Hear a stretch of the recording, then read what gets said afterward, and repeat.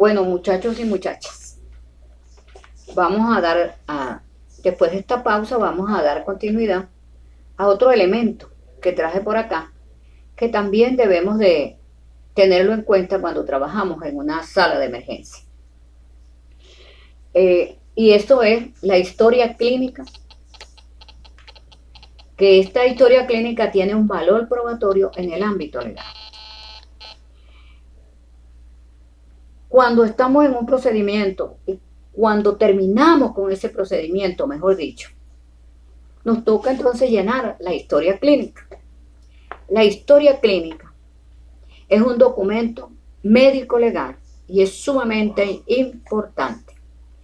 Esta historia, cuando hay un problema médico legal, adquiere la máxima dimensión para sus múltiples implicaciones y en este caso cuando afectan a los pacientes, y ese documento es personalísimo y allí dentro de ese documento tenemos la intimidad y los datos personales del paciente.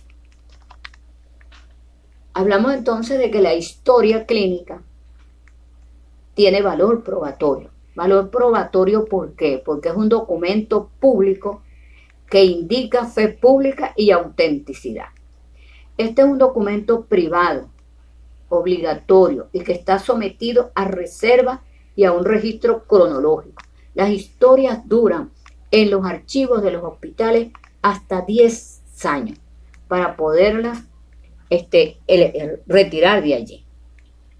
Allí dentro de esa historia vamos a hablar de la condición de salud del paciente, los actos y procedimientos que le realizamos. Esa historia debe ser completa, ordenada, debe de tener las evaluaciones y las actualizaciones. Pero algo sumamente importante, lo que esté escrito dentro de esa historia tiene que ser veraz e inteligible. ¿Qué quiero decir con esto? Que la veracidad tiene que estar dentro de esa historia y ser inteligible es que tiene que estar escrita con una letra clara, que se entienda, porque muchísimas veces, y la gran mayoría de las veces, se escribe casi en garabatos, y me perdonan la expresión, y eso no se entiende lo que dice allí. Y si esto llega a ser un documento médico legal, ¿qué puede pasar? Que cuando se hace un peritaje legal, esto va a ser un medio de prueba, una prueba reconstructiva. Y cuando hablamos de esta prueba reconstructiva, va a venir un perito a revisar esa historia.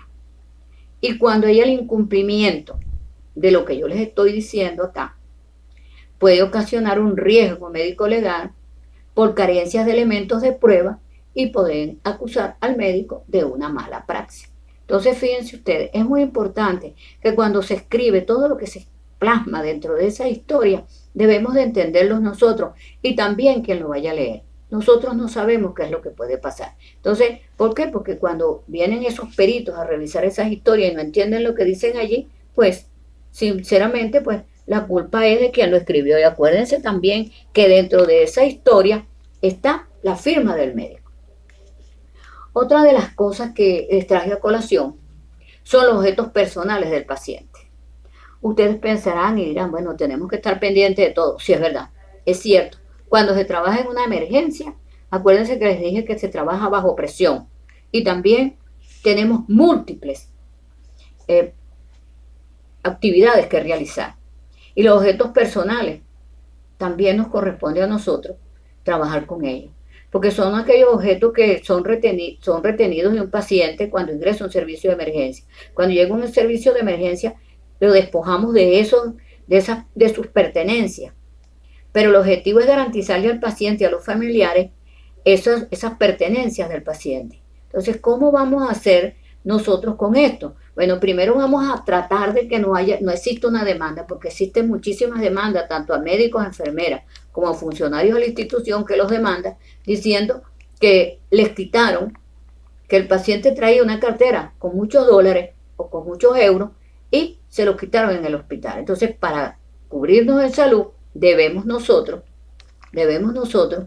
hacer una cosa que se llama inventario. En lo primero, para hacer ese inventario, lo primero que tenemos que hacer es confirmar el estado del paciente antes de retirar algún objeto. Debemos de ver si ese paciente está consciente. Si está consciente, irle diciendo, le estoy retirando esta cadena, le estoy guardando este reloj, le estoy quitando este objeto es suyo, todas esas cosas, con el debido consentimiento del paciente. En caso de que ese paciente esté inconsciente, para retirar esos objetos y para poderlos resguardar, debemos entonces retirarlo con un testigo, primero que nada, y debemos ir enumerando en un inventario cada una de las cosas que nosotros le retiramos y debemos hacerlo en original y copia. ¿Qué vamos a hacer con esto? Debemos de entregárselo a la supervisora de guardia o en sus efectos eso se va pasando de turno en turno, se va dejando de turno en turno y la persona a quien le entreguen los objetos del paciente, las pertenencias del paciente, se debe de hacer firmar esa copia que nosotros tenemos allí. Debemos de pedirle copia de la cédula y debemos de pongan allí sus huellas dactilares y su nombre completo. ¿Por qué razón? Porque muchísimas veces entonces se pierde en manos de estas otras personas y dicen que se perdieron dentro del hospital. Con esta lámina quisiera llegar al cierre de este primer encuentro. Antes quisiera saber qué les pareció a ustedes este material, si se sintieron cómodos durante la dinámica.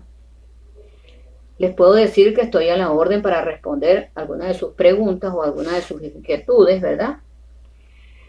Y podemos también hablar de nuestro próximo encuentro, que será el próximo jueves a las 4 de la tarde, donde haremos un recorrido por las diferentes salas de emergencia y las actuaciones y protocolos en cada una de ellas.